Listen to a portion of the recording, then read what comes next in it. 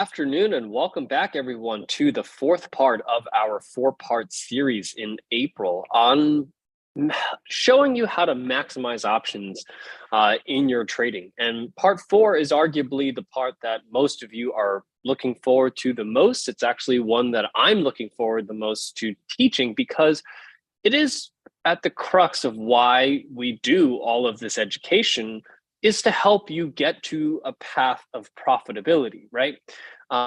You learn about options, you learn about these strategies, you learn about technical analysis. Why do you do it all? It's all to gain profitability from trading. So let's take a step back from all of the options, the technical analysis, all of that stuff.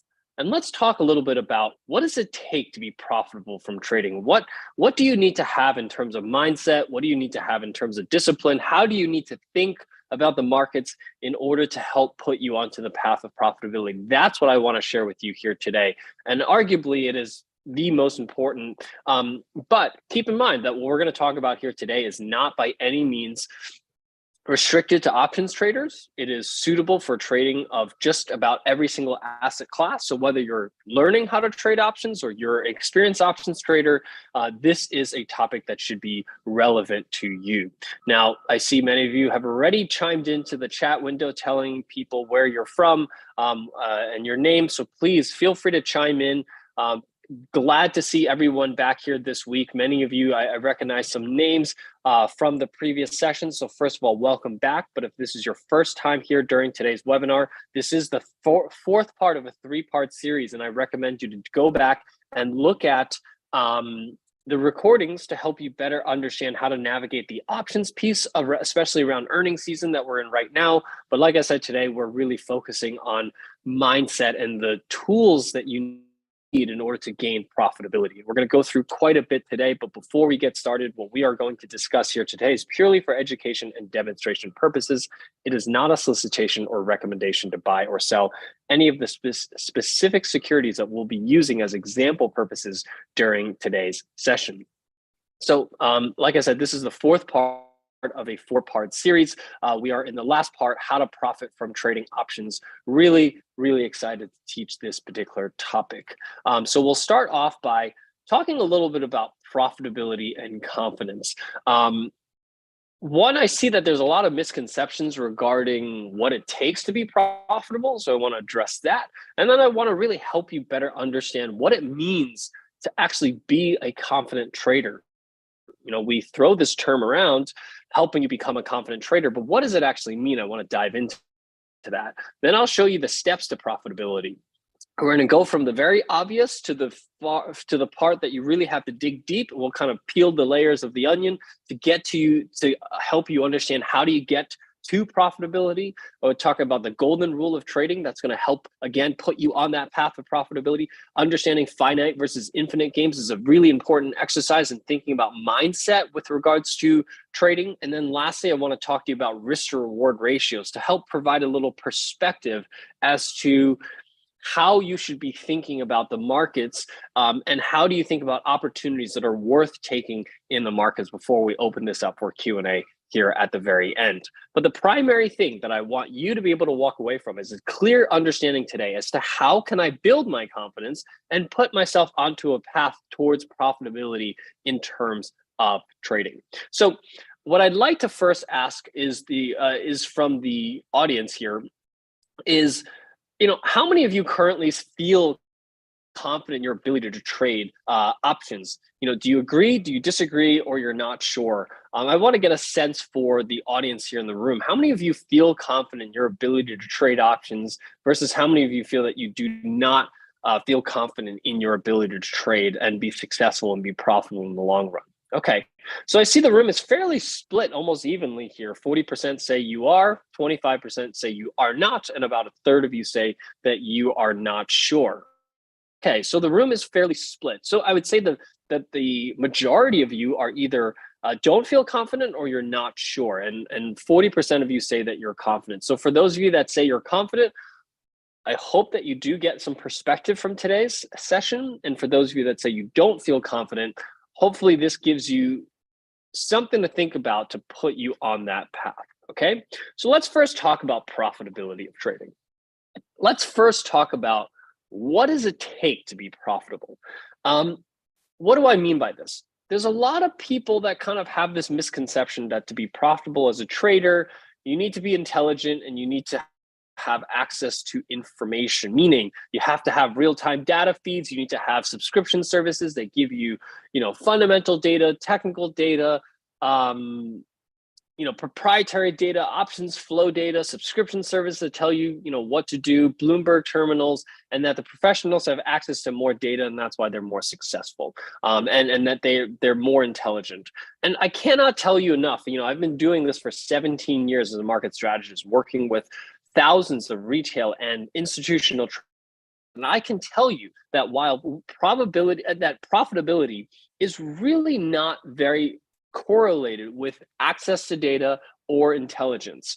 And hopefully this is an interesting way to think about this, because what I see as traders that are successful versus traders that are not successful, it is never an issue of intelligence or an issue of what data points that they have access to.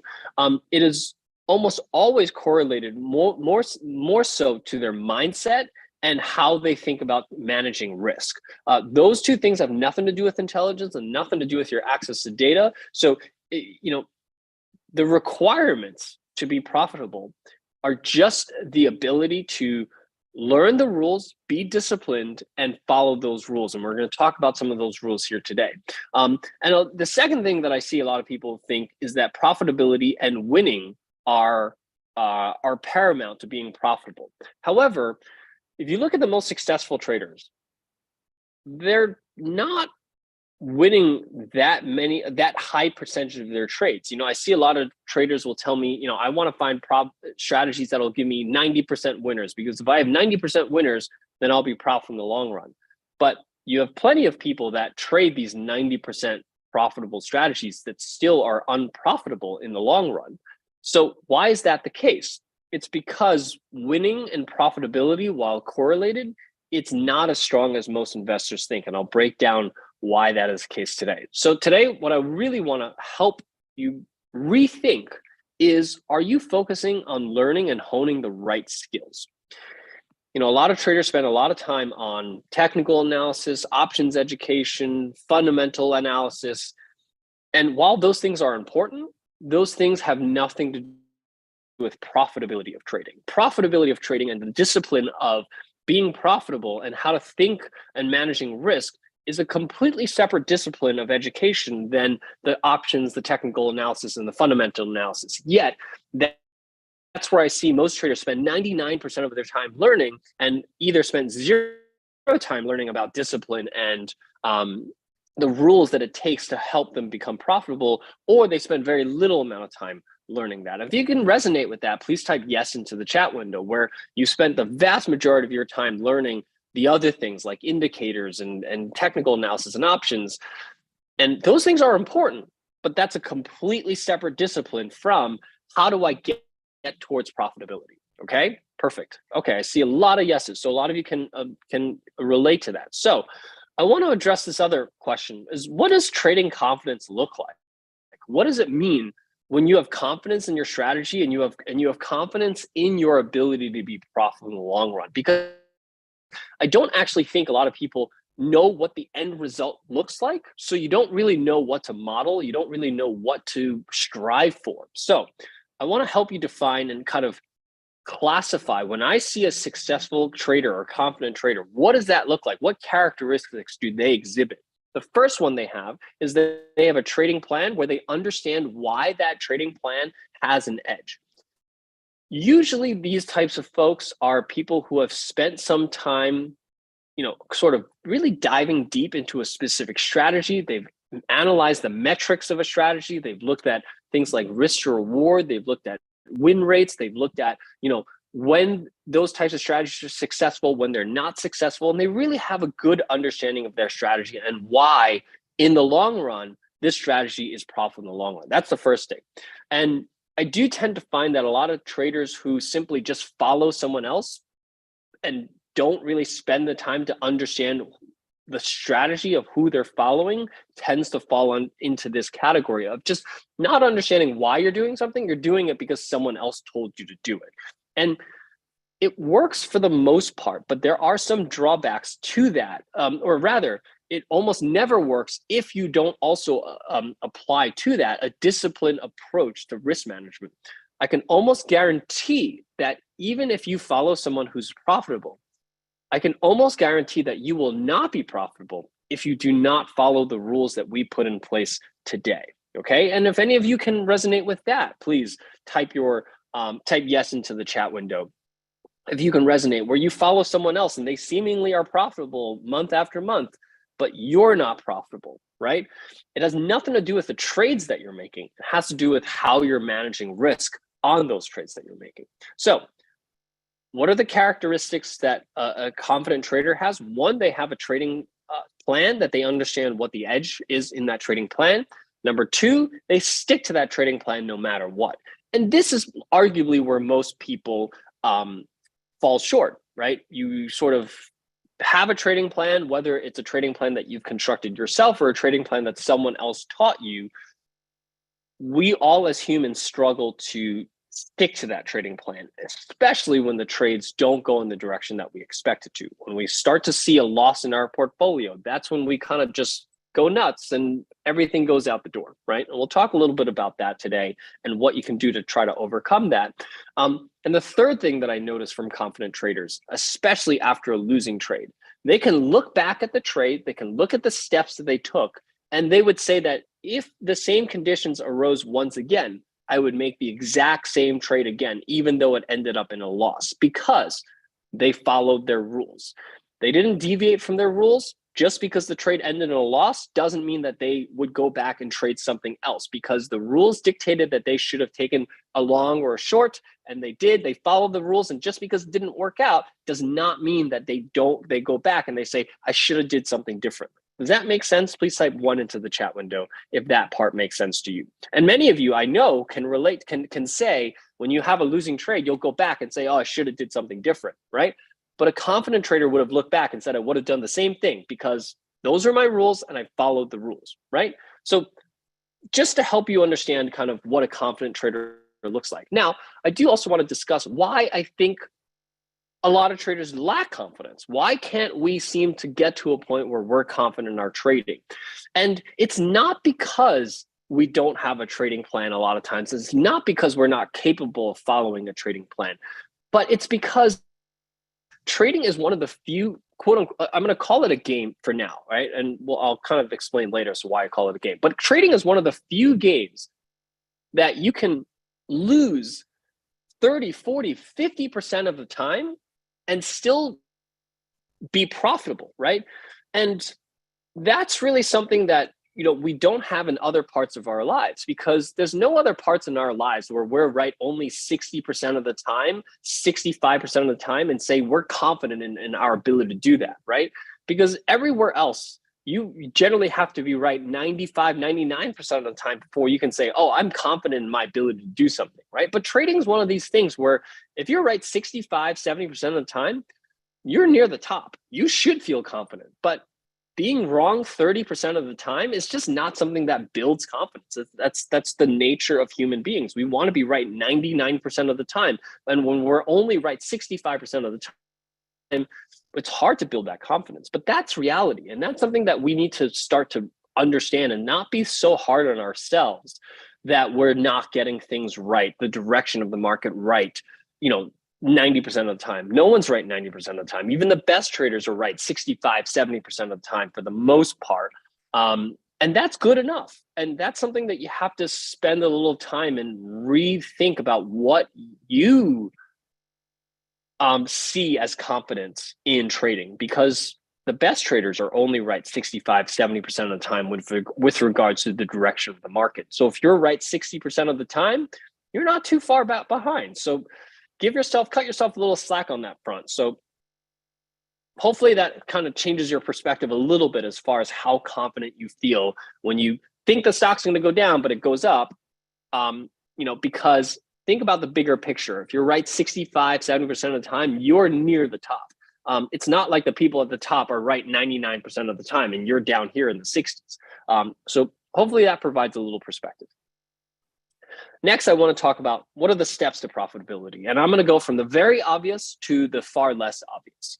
So what are the steps to profitability? First and foremost, the most obvious ones is when you add up all of your wins, it exceeds your losses, right? Whether you're measuring this on a daily basis, a monthly basis, yearly basis, it doesn't matter. You need to have total gains outperform total losses, right? Most obvious, I don't think there's any questions there.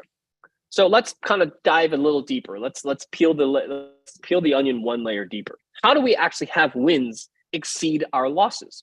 Well, from my perspective, the first way to do that is to prevent, this is actually this is missing a word, prevent large losses, okay? I'll fix this in the slides before I send it out, but prevent large losses in your portfolio, not prevent losses, prevent large losses in your portfolio, because this is really where I see most traders fail at making that their wins exceed their losses. It's because their losses are always so large that no matter how many times they win, they never can overcome the few big losses they have in their portfolio.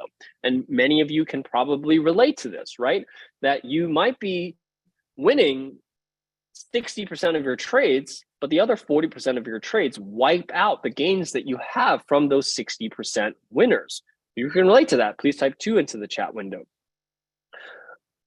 And I'm going to see a lot of 2s coming along, right? And we're going to address this as to how you actually prevent large losses in your portfolio. This is actually we're going to spend quite a bit of time thinking about. And the third one, which is far less obvious and far more difficult to achieve, is becoming disciplined. And we're going to talk a little bit about mindset. We're going to talk about what are some of the reasons that we lack discipline as traders and as human beings, why we lack discipline, and how we can overcome that. But those are the things that I want to address here today to help you understand how to get onto the path of profitability. And the first one I want to address is this concept of losses in your portfolio, right? You know, and this is a pattern that I see a lot in traders. And it doesn't really matter whether you come up with your own strategy or you're following someone else's strategy. This cycle seems to repeat itself over and over and over again in retail traders. It's that you get confident with a few wins under your belt, right? Whether you've started a new strategy, you're following someone else, you have a few wins, you start to get confident in what you're doing. And what you start to do is you start to scale up your trades. You started off trading really small, testing things out, seeing if it's working out. You have a few winners, it's working out, and you start saying, okay, it's time to start going big. You start scaling up your trades. And as soon as you scale up your trades, you seem to have some point where you blow up your portfolio. It doesn't have to be blowing up the entire portfolio, but blowing up a sizable chunk of your portfolio. And the second that happens, what do? You scale back down. You go back to trading small amounts because you're scared. You're not sure if this is the right strategy for you. You've lost confidence and you scale back down. And what happens once you scale back down, it becomes almost impossible for you to get back to break even because you're trading such small size relative to the large losses that you took. Does this resonate with anyone? Please type 3 into the chat window if that resonates with you. You know, this is a pattern that I see all the time with traders. And the solution to it is actually incredibly, incredibly simple. And we'll talk about what that solution is, but it's really where it doesn't matter what strategy you trade, this pattern will repeat itself in every single strategy. It doesn't matter what your strategy that you're taking. And a lot of people think that, oh, if I just change my strategy and find someone who wins more often, I won't have this problem. But guess what? You're always going to have this problem. This is a universal problem that will always mathematically be a certainty with regards to trading if you don't control your sizing correctly. And the problem here is not your strategy. The problem is entirely focused on scaling up your account, scaling up your trades to a point that was beyond what should be the reasonable limit of your account size. That is almost entirely always the problem with why this cycle continues to repeat itself. So the solution to it is very simple. It's to trade small. And part of this trading small is that, one, you avoid ever being in the position where a trade that doesn't go in the direction you expect it to blows a huge hole in your portfolio. That's the first thing. But what I also find that when you trade small, psychologically, you have a much easier time cutting losers when they're small losers, right? It's if a trade's losing $100 on a $10,000 portfolio, you say, okay, I can handle that. I didn't get this one right. Let me cut my losses and move on. But when you trade too large to begin with, you have $1,000 loss in your $10,000 portfolio. You are what poker players called pot committed, meaning you've risked so much money, you can't really afford to lose. So you kind of just continue with it because you feel like you can't afford to lose this. And that's really when we tend as traders to make our worst decisions, is when we have too big of a loss and we're almost paralyzed to do something about it. We're certainly paralyzed many times to say, okay, admit that I'm wrong, learn from this lesson and move on. More than 50% of the time, I see traders lack the ability to say, okay, I've lost, I didn't play this right, I've risked too much money, let me cut my losses and move on. Instead, we even do things that make it worse, right? We say, I can't afford to lose this $1,000. Let me double down. I got to try to make my $1,000 back. Sometimes that works, or sometimes it does work, but more often than not, you end up losing $2,000, $3,000. And that's really when you really get into trouble. And this really comes down to, trading small. When you trade small, you're emotionally less attached to a position, and you're more likely to be that disciplined investor and say, I didn't follow, or the trade didn't go in the direction but I followed my rules. I'm going to get out at a small loss and trade my next trade. Does that make sense, everyone? Please type 4 into the chat window if that makes sense to you. Perfect. And I'll talk a little bit about what trading small means, how to calculate it, and how our platform actually does that for you. The third thing I want to talk about is focusing on managing your winners. This is something we've talked about quite a bit over the last couple of weeks. But when I look at profitable traders, they spend almost most of their time analyzing their winning positions, and they spend very little time analyzing their losing positions. What do I mean by that? When a trade is not going in the direction they expect it to, they don't give it much thought, they cut their losers, and that's the end of it. There's very little energy and emotion spent on that trade. What they spend most of their energy and their emotional kind of capacity towards is managing their winners. You're up 75% on a debit spread. You're up 50% on a credit spread. Okay, great. What could I do? The direction that I expected to in the market clearly went in the direction I expected to. Can that continue? If it continues, how can I make more of this particular, how can I make more money on this particular trade? Instead, most traders focus all of their attention on that trade that's down 50% or down 75%. And they're constantly asking me, what can I do to turn my 75% loss back into a break-even trade, right? You spend so much time and energy and emotional energy on managing your losers, hoping that you can turn your 75% loss back to a break-even.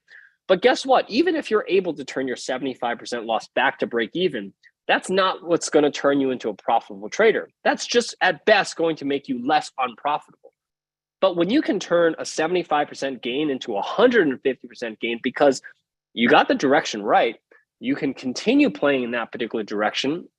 Sometimes it doesn't work out, but many times it does because you've got the directional view correct. How can I turn my 50%, 70% winner into 100, 150, 200% winner, sometimes even 300-400% winners when you really get to ride a trend? That is what makes the difference between a profitable trader and an unprofitable trader, which is why that is where you need to be spending your time, your efforts, and your emotional energy on, is managing your winners and really just learn to cut your losers. I know from an emotional perspective, that's really difficult to do, but that is what you need to start striving for if you want to be profitable as a trader. Does that make sense? Please type 5 into the chat window if that makes sense to you.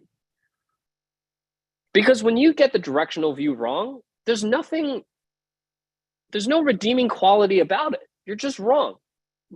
Accept the fact that you're going to be wrong 30-40% of the time and still be confident in the fact that you can call the market 60-70% of the time. This goes back to that, reframing. What is confidence? Confidence is if you can get the directional view 60-70% of the time, you're near the top already. So be okay with that and just accept the fact that you're not going to be right 90% of the time, and don't let that hurt your ego. I think a lot of times it's our ego that really prevents us from just letting go of a loser, because we can't accept the fact that we were wrong. We can't accept the fact that we couldn't tell the future. But think about it. You're basically um, you're basically getting mad at yourself and basically saying that I didn't tell the future correctly and I'm now going to punish myself for it. That's how crazy it is when you really take a step back and think about what you're doing. And that is what, I'm hoping to highlight by helping you take a step back from your trades, because this is your hard-earned money. You should be emotionally attached to it, right?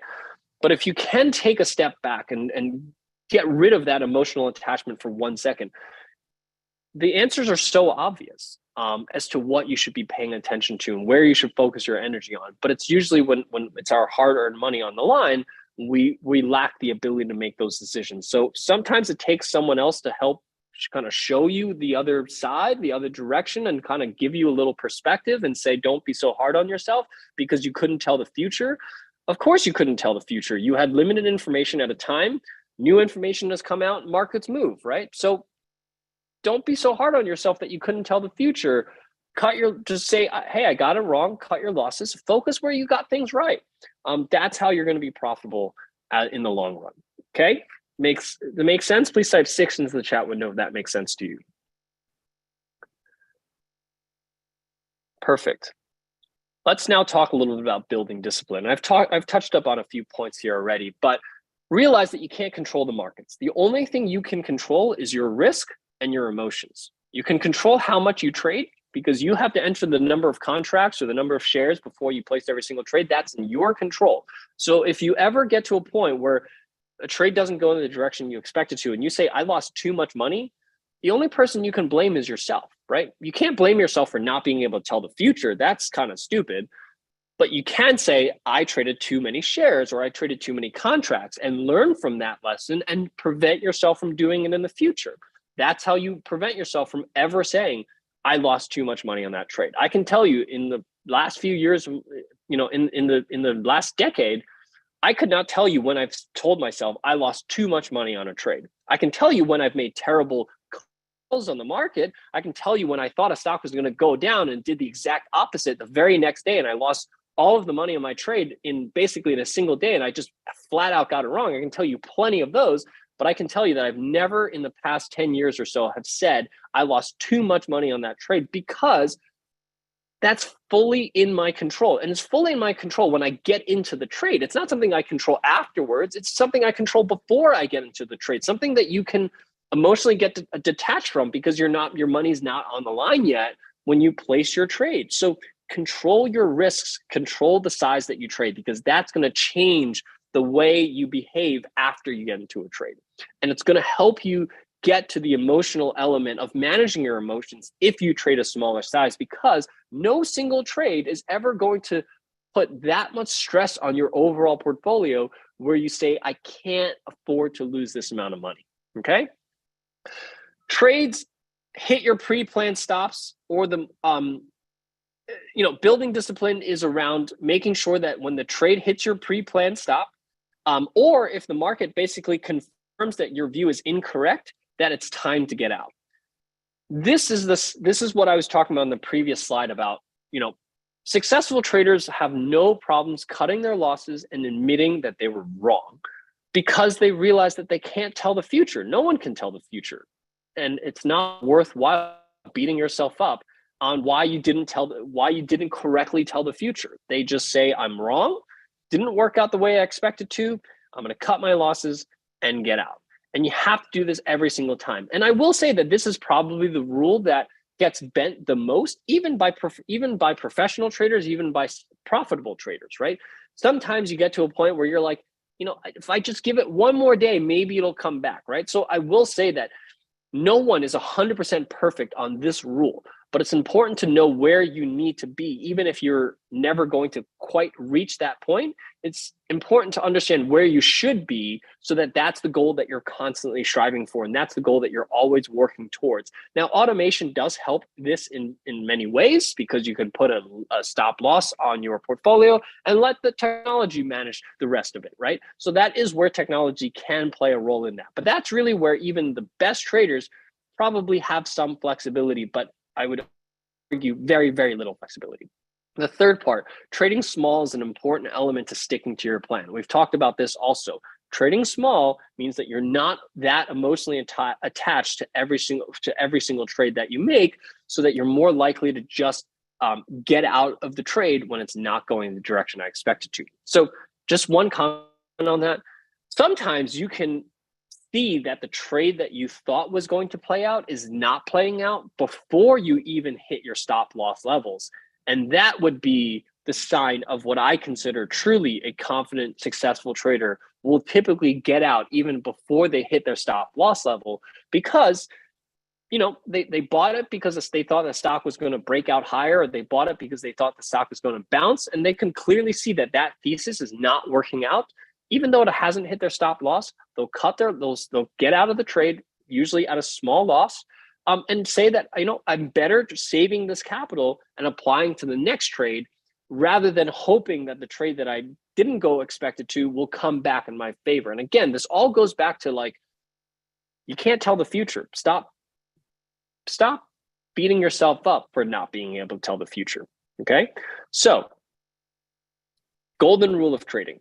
How can we apply rules that actually help us implement what we've learned? Because the things that you've learned here today, if the things that I've taught you here today are brand new to you, it's going to take a little bit of time for this stuff to sink in. Hopefully it's eye-opening for you, but it really takes some time to dig deep and to think about, what emotions you go through when you have a loss, what emotions you go through when you have a gain, and work through those emotions and understand how you feel and change your behaviors from those, or rather detach your behaviors from those feelings. And that's going to take some time, but there are some rules that can help you get along that path fairly quickly. The first rule is the golden rule of trading, which is never exceed 1 to 2% of your total portfolio in max risk for each trade. So when you use OptionsPlay, any single strategy you pull up, right? Whether you're looking at a call option, a spread, an iron condor, it doesn't matter.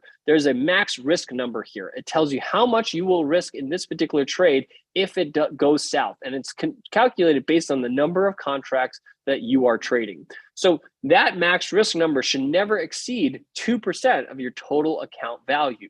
I'm not going to quite get into the whole math behind it. I actually recorded a few sessions prior to this on a similar topic where I get into the math. I'm not going to spend the time on this, but take my word for it. If you exceed 2%, your chances of having a pretty sizable hole in your portfolio at any one point in the next couple of years is usually 50 to 70%, that you're going to probably have a 25 to 30% loss in your portfolio that you're going to have a really tough time recovering from if you exceed 2% of max risk per trade. And again, keeping it small makes it emotionally easier to let go of a loser. And it's really critical piece, mathematically speaking. This is not just like a rule that we pulled out of thin air. There's mathematical proofs as to why 2% is helpful in preventing your account from blowing up. Does that make sense, everyone? Please type 7 into the chat window if that makes sense to you.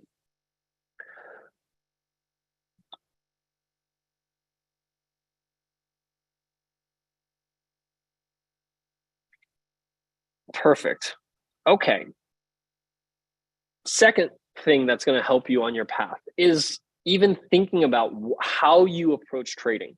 And this, many of you have probably heard this from me tell this slide or this concept before, but there was a NYU professor who was a religious philosopher, nothing to do with business, nothing to do with trading, but a religious philosopher who came up with this. He wrote a book, and his concept in his book was he called it finite versus infinite games. And he theorized that there's two types of games in the world. There are finite games and there's infinite games.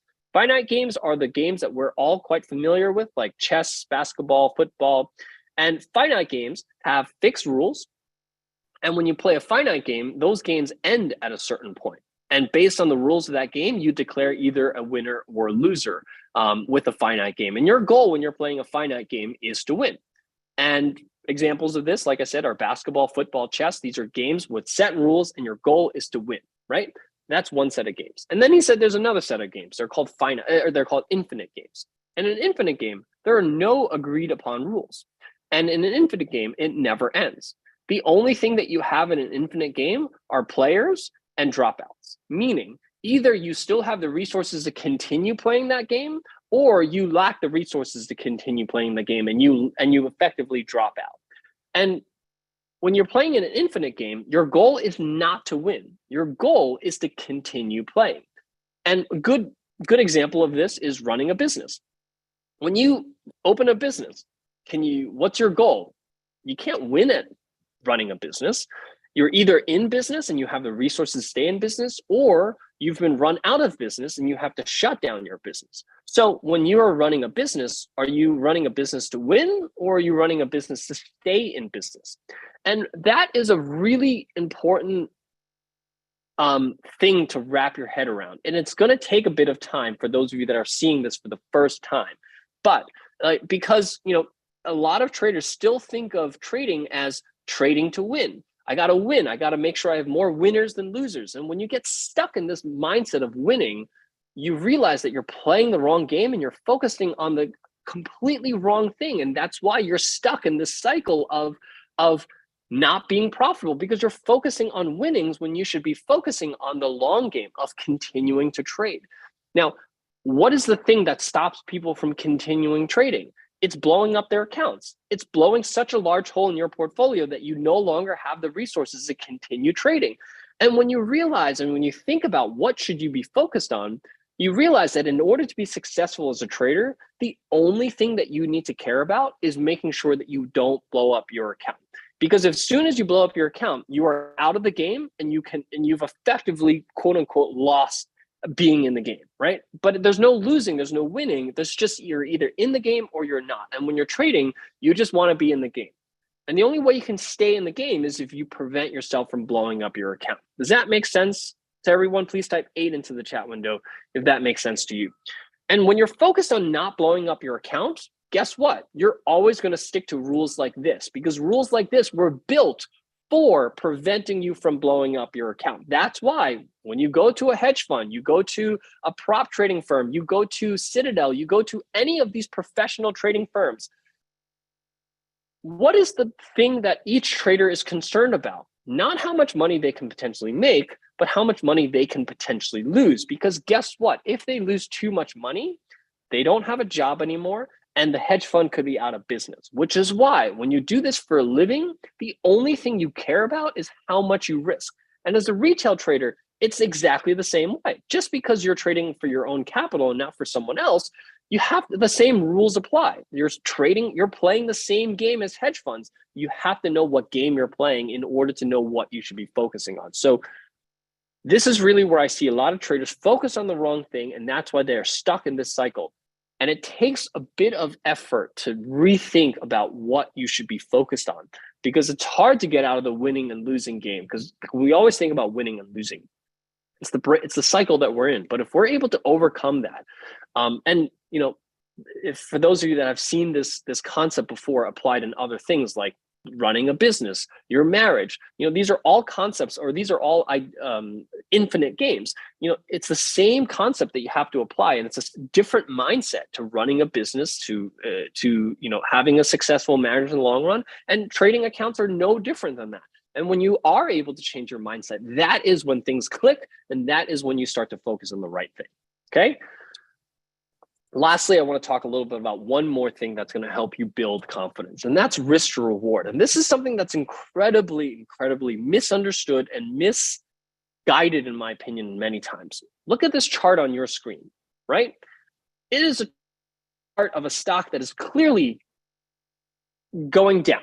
There's no ifs or buts about it. And many traders will look at a stock like this and say it recently broke some support, and it's time to go short, right? How many of you would agree to that statement? Please type yes into the chat into the chat window if you agree with that statement, that the stock is clearly in a clear downtrend, recently broke some support, optimal time to start looking for a short for further downside, right?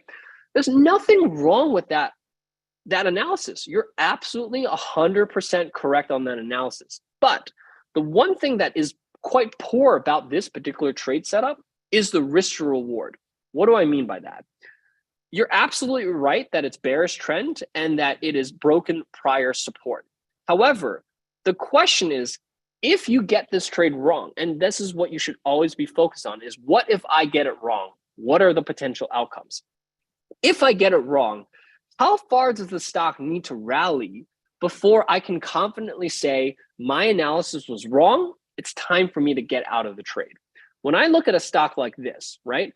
I'm basically, if I get short EQR and the stock starts to rally into the 60, 63, 64 zone, would I say that I'm wrong on this trade?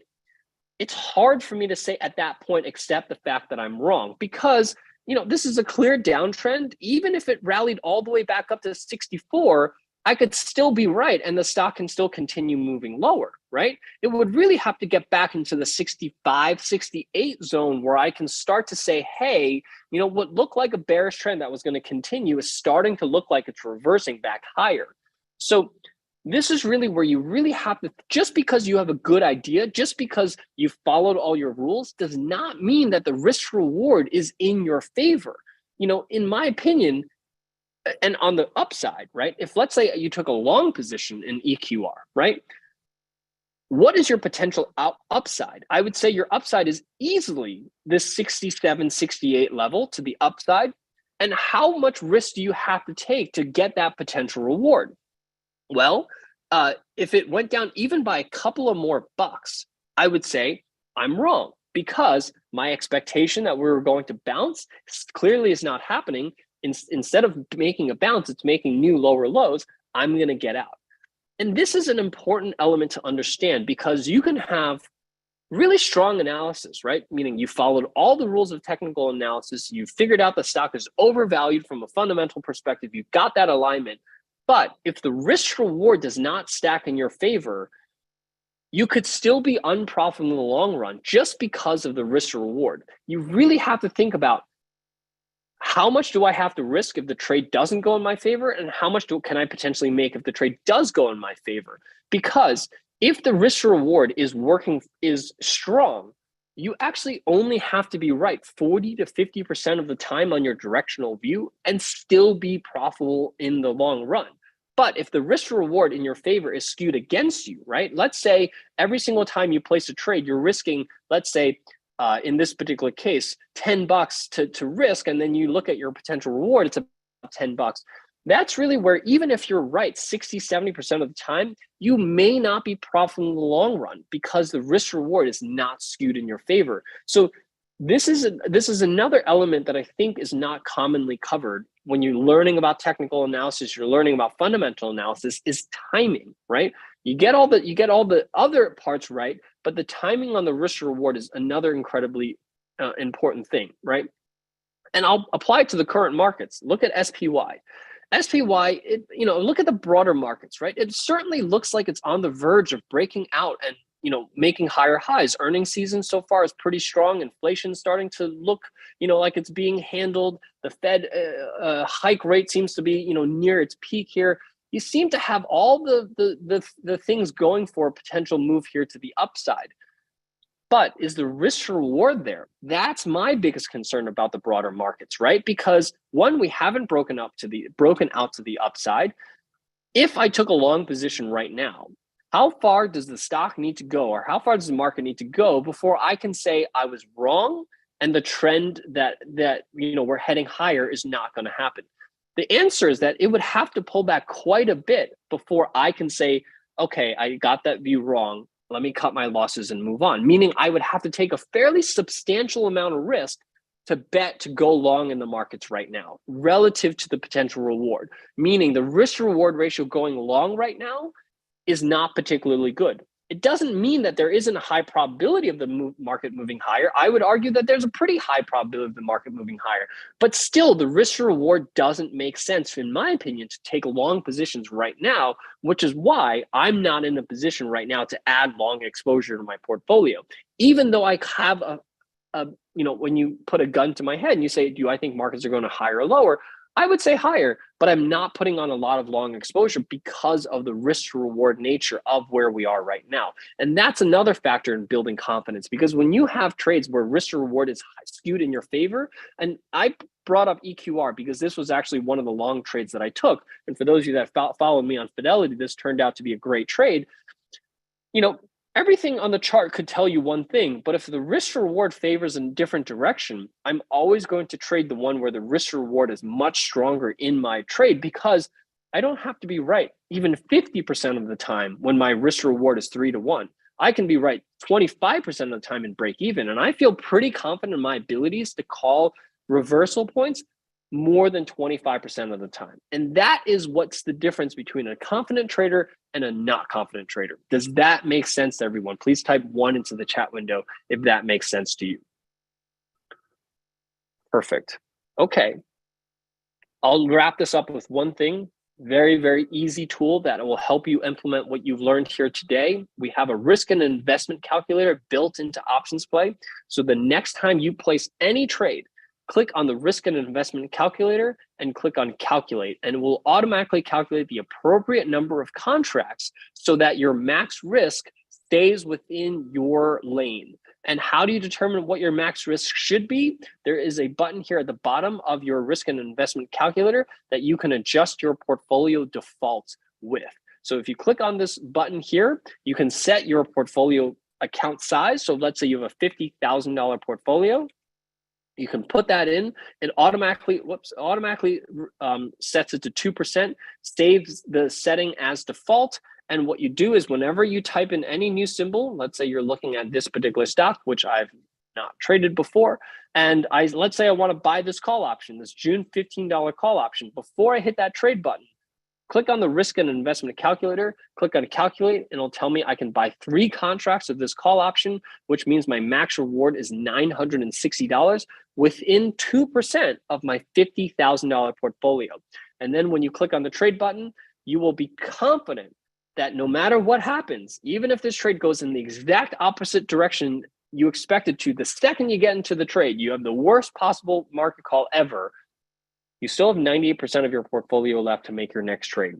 And that's how you build confidence, where you feel confident that no matter what happens, I'll survive, I'll be able to stay in the game, and I'll be able to continue trading another day. That is how you build confidence. Does that make sense, everyone? Please type 2 into the chat window if that makes sense to you.